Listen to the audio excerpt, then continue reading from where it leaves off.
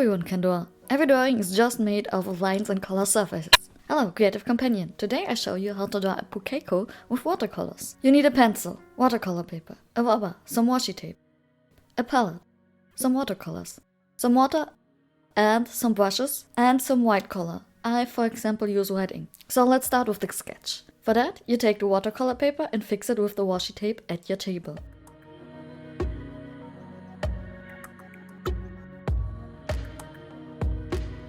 I start with the red part of the head.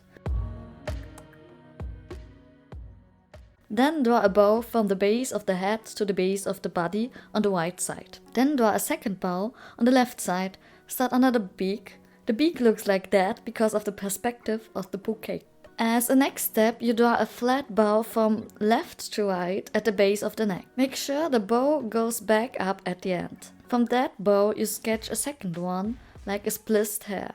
Under the body, you sketch two small bows that go into the bird's body. And a third one that is more flat. These are some feathers of the Pukeko. You close the end of the upper bow with two lines. This is the tail of the Pukeko. Below, you sketch a short line and two bows for the legs. With an additional line, you close the body. Now, we sketch the legs of the Pukeko. For that, you sketch two tubes with a buckling at their knees.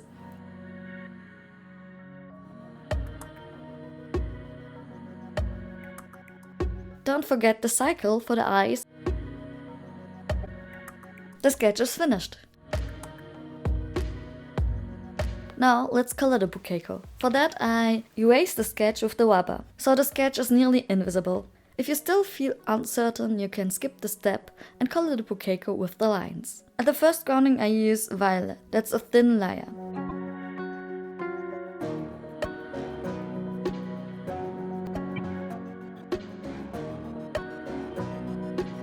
The second I use cobalt blue, without coloring the beak, the forehead and the legs.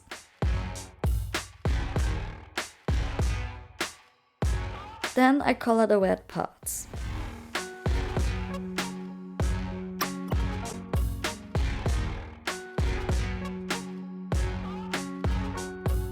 As a next step, I use pink rosa for mixing it with red, as a second layer for the legs.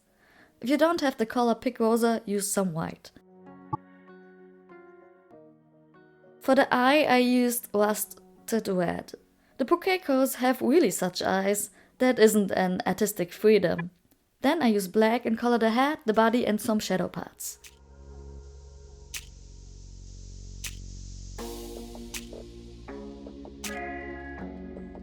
I also leave a gap in the plumage for the white color later.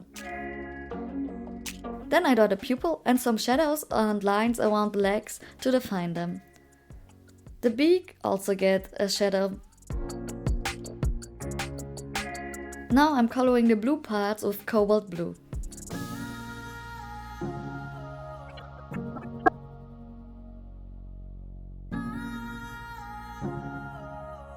For the structure of the plumage I use cobalt blue, some darker blue and black by drawing thin lines over the blue body area.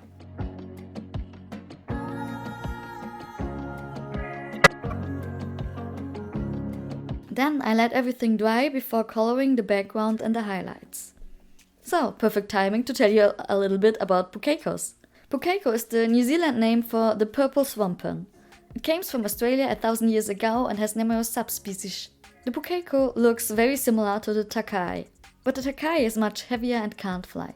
In addition to that, you find the takai only on the South Island, while the Pukeko is mostly found on the North Island and can't fly. They can be 51 cm high and they mostly live near freshwater. Besides, they are good swimmers and good runners because they have very long legs. They are mostly vegetarian, but sometimes they also eat insects, frogs or little fishes. Pukeko pairs are sharing their nests and are growing up the chicks together. Now let's keep painting. For the background I use a light green and mix it with a little bit of orange. This is a good trick for giving the green a more realistic plant look. Then I'm coloring the background. I use as much layers until I'm happy.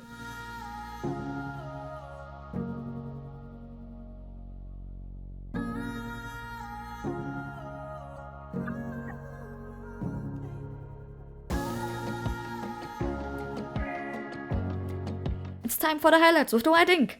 But wait, first I change the dirty water.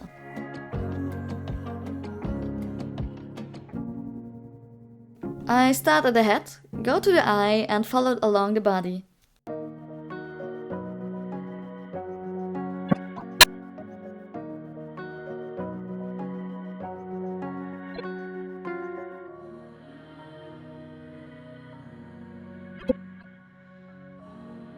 Now I let everything dry.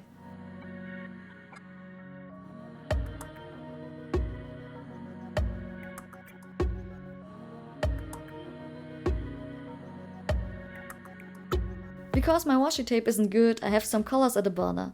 That's the reason why I'm chopping it. But you don't have to, that's your choice.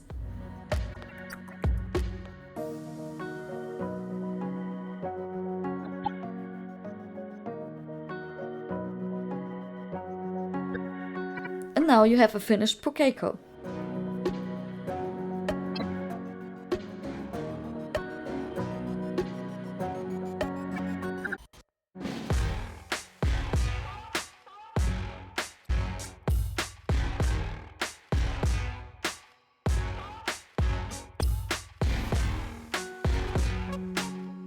I hope you enjoyed the video. Stay creative and I'll see you next time.